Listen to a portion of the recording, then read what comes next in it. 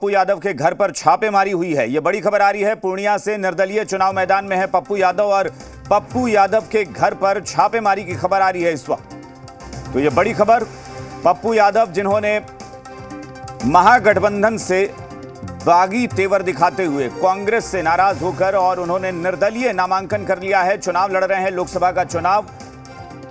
तो वहां त्रिकोणीय मुकाबला भी हो गया, एक तरफ एनडीए का उम्मीदवार, दूसरी तरफ आरजेडी ने वहां कैंडिडेट दिया है और अब पप्पू यादव वहां से निर्दलीय चुनाव लड़ रहे हैं। इस वक्त बड़ी खबर आ रही है, पप्पू यादव के घर पर छापेमारी हुई है पूर्णिया से। इस वक्त की यह बड़ी खबर आ रही है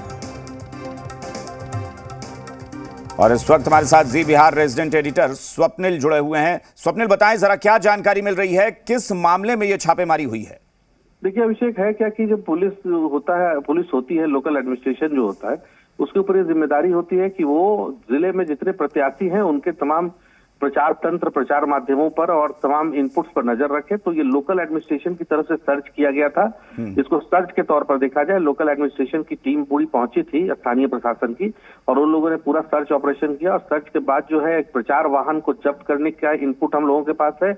और एक पप्पू यादव आरोप लगा रहे हैं कि उन्हें एक तरह से पीछे करने का प्रयास है, लेकिन पुलिस ऑफिशियल्स जो है वो कह रहे हैं कि ये हम लोगों ने रूटीन प्रक्रिया के अंदर पप्पू यादव के आवाज से सर्च शुरू किया है और भी जहां जहां इनपुट्स होंगी वहां करेंगे। फिलहाल सर्च में एक वाहन जो है वो जब्त किया गया है, प्रचार वाहन, ये खबर आ रही है।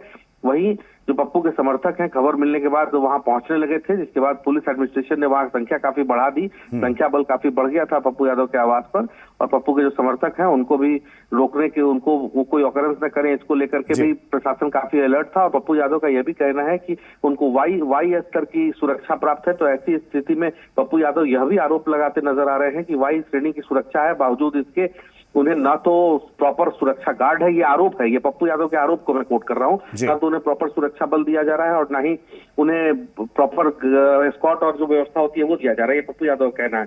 तो लोकल एडमिनिस्ट्रेशन का, वही लोकल एडमिनिस्ट्रेशन इस बात पे अपने आप को स्टिक बनाए हुए है, टिकाए हुए है कि ये जो है रूटीन प्रक्रिया के तहत। लेकिन स्वप्निल, रूटीन प्रक्रिया के तहत है तो बाकी उम्मीदवार भी हैं और जैसा कि आप बता भी रहे हैं कि प्रशासन का कहना है कि इनपुट के आधार पर हम करते हैं, यानी ये कार्रवाई के तौर पर ही है, क्योंकि आपने उनके घर पर छापा मारा, फिर प्रचार वाहन जब्त करने की भी जो खबर आ रही है। दूसरे कैंडिडेट्स के यहां इस तरह से अचानक से छापा मारने जैसी या घर की तलाशी लेने जैसी चीजें होती हैं क्या?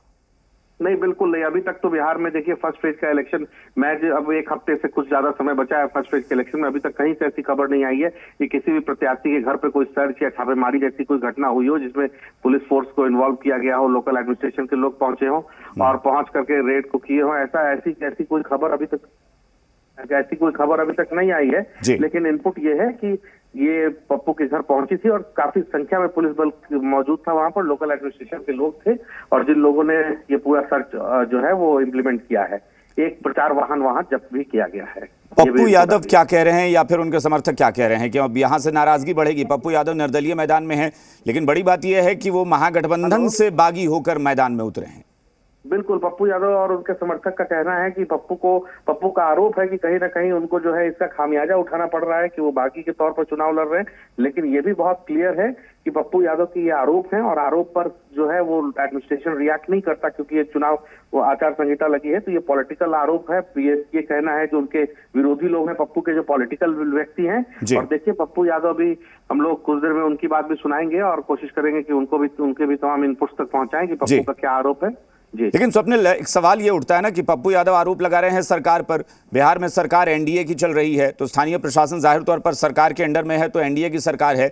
पप्पू यादव बगावत किए हैं महागठबंधन से और तीसरे कोण के तौर पर यानी त्रिकोणीय मुकाबले के तौर पर उतरे हैं, तो क्या एनडीए को लग रहा है, जो पप्पू यादव इशारा कर रहे हैं कि एनडीए को मेरी उम्मीदवारी से परेशानी हो गई है, इस वजह से कार्रवाई हो रही है? बिल्कुल, देखिए पप्पू यादव का तो यही कहना है कि उन पर जो है, चूंकि वो बगावती तेवर अपना रखा था उन्होंने, जिस कारण से उन पर ये एक्ट हुआ, उन पर ये कार्रवाई हुई है, ये पप्पू यादव का कहना है। और पप्पू यादव इस बात पर बिल्कुल, लेकिन वही लोकल एडमिनिस्ट्रेशन वो इस बात को मानता है कहीं जो है वो सर्च ऑपरेशन था और ये कुछ इनपुट था उसके पास, जिसके आधार पर ये पूरा ऑपरेशन जो है वो किया गया है। जी, तो यहाँ पर अब चूंकि क्या लग रहा है, प्रशासन के अधिकारियों से कुछ बात हो पाई है कि वो क्या कह रहे हैं कि कुछ ऐसा उनको मिला है जो उनको लग रहा है कि आपत्तिजनक है घर से? देखिए ये इनपुट जो अभी पूरा डेवलपमेंट बता रहा हूँ, ये खबर आ रही थी कि कहीं पप्पू के आवाज पे उसको था कि प्रचार का जो नियम है, प्रचार का जो चलिए स्वप्निल आपको रोकना चाहेंगे क्योंकि पप्पू यादव खुद ही हमारे साथ इस वक्त जुड़ गए हैं, तो हम सीधा रुख करते हैं पप्पू यादव जी का। पप्पू यादव जी, बहुत बहुत स्वागत आपका जी बिहार झारखंड पर। जी नमस्कार। जी नमस्कार। ये जो खबर आ रही है, क्या खबर है, आप ज्यादा बेहतर बता पाएंगे, हुआ क्या है, प्रशासन क्यों पहुंचा आपके घर पर? देखिए, याद होगा आपको जब हम कांग्रेस ज्वाइन किए थे तो उस वक्त आने के बाद मेरी सुरक्षा हटा ली गई। मैंने ट्वीट भी किया था कि किसी को जेड, किसी को वाई प्लस, जिसको कोई जो व्यक्ति लगातार एक लंबे 6 बार 7 बार एमएलए लगा करके 6 बार लगातार एमपी एमएलए रहा और हमको वाई भारत सरकार के द्वारा मिला हुआ था, वाई थ्रेड को हटा लिया गया था, वाई फिर हमें कंटिन्यू रहा और वाई के तहत हाउस गार्ड है, सभी चीजें हैं, लेकिन अभी तक हमको हाउस गार्ड हटा ले गए। और पूर्णिया में हम यहाँ रह रहे हैं, कई बार मैंने कहा कि भाई हाउस गार्ड हमको दे दिया जाए, और यदि आप नहीं देते हैं और मेरे साथ कोई बात होती है तो ये आप समझे, उसके बाद हम अपना प्रचार में अपने कामों में लग गए।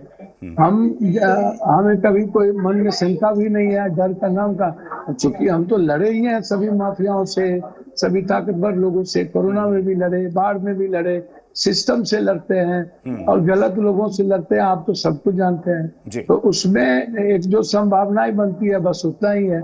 उसके बाद लगातार जब चुनाव हम लड़ रहे हैं और चुनाव लड़ने के बाद यदि आप हमारा कोई परमिशन लेने आपसे जाता है तो आप हर दिन भर बैठा के रखते हैं, दिन भर या प्रचार गाड़ी का परमिशन नहीं देते हैं। ये जो रेड पड़ी है पप्पू यादव जी, मैं जानना चाहता हूँ कि वो रेड किसकी थी? ये बिहार पुलिस की थी या इनकम टैक्स डिपार्टमेंट की? रेड किसकी थी? ये रेड बिहार पुलिस के द्वारा हमारी प्रचार गाड़ी लगी हुई थी, ऑफिस में आकर के जबरदस्ती हमारे प्रचार गाड़ी को थाना लेके चलाना। अब इस तरीके से मेंटल हरास करना, जनता से आप परेशान हैं तो आप हमको क्यों परेशान कर रहे हैं, हमारे वर्कर को क्यों परेशान कर रहे हैं, हमको परेशान करिए। यदि कोई गलती का लॉफुल हम चलने वाले लोग हैं, हम कोऑपरेट करेंगे। आप जहां भी लगेगा कि आप हम निर्वाचन आयोग का कारण बताया है उन लोगों ने कि प्रचार गाड़ी क्यों जब्त की है, और क्या घर की भी तलाशी ली गई है? नहीं कुछ नहीं। हाँ, वो हमारे आने के पहले कार्यालय में लोग भीतर ढूंढ करके सारी गाड़ियों का वीडियो, तो ये वीडियो तो वो वीडियो बनाना उन्होंने शुरू कर दिया। तो बिना किसी चीजों के कारण आके तंग करना और मेंटल हरास करना, तो हम तो कोर्ट में कल एफआईआर लॉन्च भी करेंगे, चुनाव आयोग को भी लिखेंगे। लेकिन इस तरीके से मैं आपसे आग्रह करूंगा कि क्या ये लोकतंत्र बचेगा यदि प्रशासन इस तरह गुंडाई करेंगे। और इस तरीके से हमने डीएसपी साहब से पूछा, हमने कहा गाड़ी ले जाने, हम नहीं रोकेंगे। वहाँ 5000 लोग थे, हम रोक सकते थे गाड़ी। नहीं, फिर आपने अगर आप मौजूद थे या फिर आपके जो लोग थे उन्होंने पूछा होगा ना अधिकारियों से कि भाई क्या वजह है, गाड़ी जब्त करके क्यों ले जा रहे हैं, कोई कारण पहले उनको कागज दिखाया गया, 4 कागज गाड़ी के आ गए, इसके दिखाया गया कि ये ऑर्डर परमिशन के लिए वहाँ लोग बैठे हुए हैं और ये कागज जो दी गई है यहाँ पर ब्रांडिंग हो रहा है, ब्रांडिंग के बाद ये रोड पर निकलेगा। तो नहीं, क्यों पोस्टर क्यों लगा हुआ है, ये क्यों लगा हुआ है, ये लोगों से पूछ करके नहीं, हमको ऊपर से आदेश से गाड़ी ले जाना।